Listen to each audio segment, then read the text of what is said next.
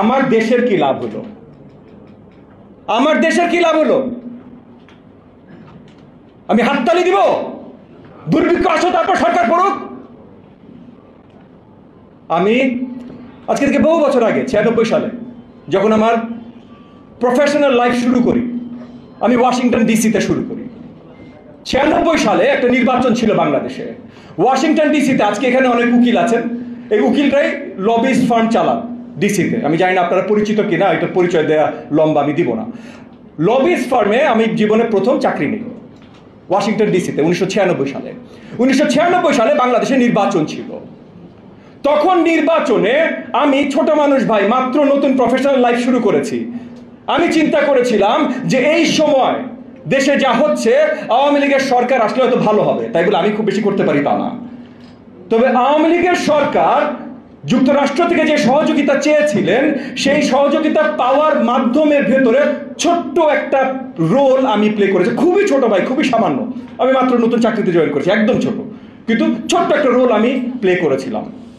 আমি আজ পর্যন্ত নিজেকে ক্ষমা করতে পারি নাই এই 2009 থেকে 2023 সাল পর্যন্ত আওয়ামী লীগ কি করেছে সেটা দেখে, যে 96তে আমি এতটুকু হলেও একটা রোল প্লে করেছিলাম আওয়ামী লীগ সরকার যুক্তরাষ্ট্রের সহযোগিতার মাধ্যমে এই দেশে সরকারে আসার। আজ পর্যন্ত পারি নাই।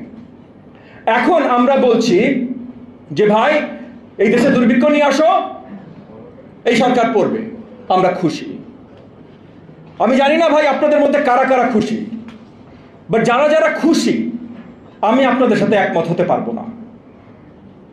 7 তারিখে আওয়ামী লীগ যে ফাজলামিটা দেশের সাথে করবে, বিরোধী রাজনীতিবিদ হিসাবে বিরোধী ভুলে যান ভাই। এই দেশের নাগরিক হিসাবে, এই দেশের জনগণ হিসাবে, এই দেশকে ভালোবাসি সেই হিসাবে আমাদের সবার একটা মাত্র দায়িত্ব ছিল এবং আছে। যা পারো ভাই 7 তারিখ ঠেকাইতে চেষ্টা করো, যা পারো 7 তারিখ ঠেকাইতে চেষ্টা করো, যেন এই দেশে দুর্ভিক্ষ আসার কোনো সুযোগ না থাকে। আর যদি আসেও, তুমি ভাই নিজে বুক ফুলায় বলতে পারো যে আমি যতখানি পারি চেষ্টা করেছি। আমি মুক্তিযুদ্ধে গেছিলাম, আমি গুলি খেয়েছি, পারি নাই ভাই স্বাধীন করতে, কিন্তু আমি তো মুক্তিযুদ্ধে গেছিলাম, আমি তো গুলি খেয়েছি। তাহলে আমরা 7 তারিখ নিয়ে মিষ্টি বিতরণ না করে আমি আশা রাখবো আজকে আমরা এখানেও যারা সবাই আছি, আমরা 7 তারিখে ঠেকানোর জন্য কাজ করি। আজকে থেকে 1.5 বছর আগে প্রথম বাংলাদেশের মাটিতে আমরা লাল কার্ডের মিছিল করেছিলাম। তখন ছিল আমরা যুদ্ধের ডাক দেই নাই, তখন এই সময় আসে নাই। এখন আমরা দেখি লাল কার্ডের মিছিল হচ্ছে। আওয়ামী লীগের ক্যান্ডিডেটরা রাস্তায় লিফলেট বিলাচ্ছে, বিরোধী দলের আমরাও রাস্তায় লিফলেট বিলাচ্ছি। তাহলে পার্থক্যটা কই রইল ভাই?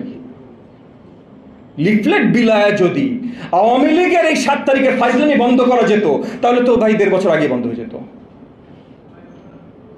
আমি আশা রাখি এবি পার্টির প্রত্যেকটা প্রচেষ্টায় আমি সাধুবাদ জানাই, তারা খুব সুন্দর প্রচেষ্টা প্রত্যেকবার করে।